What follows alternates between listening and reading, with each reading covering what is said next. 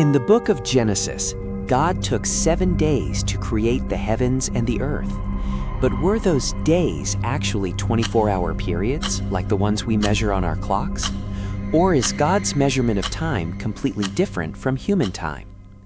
You are watching Decoding Bible Truth, and today we will explore a deep mystery in Genesis, the real meaning of God's Sabbath, the day of God's rest.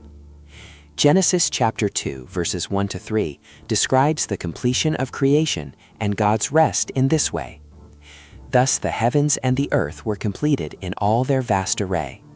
By the 7th day God had finished the work he had been doing, so on the 7th day he rested from all his work.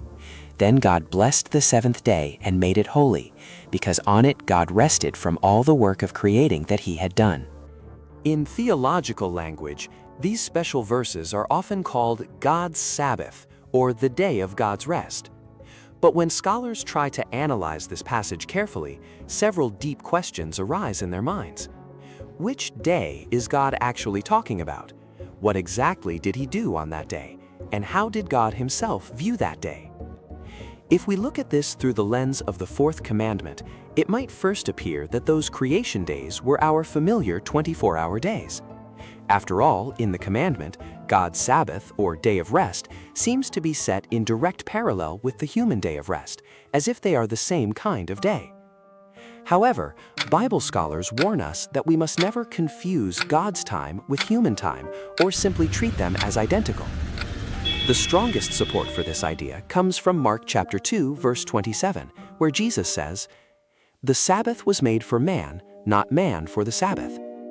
This verse makes it very clear that the human day of rest was specially designed for human beings, and that it is measured and arranged according to human limits and human ways of counting time. So, according to many scholars, the proportion or pattern of time may be similar in some meaningful sense, but the actual nature of time, the actual time itself, is completely different. In other words, God's day of rest can never be strictly measured by our familiar 24-hour standard.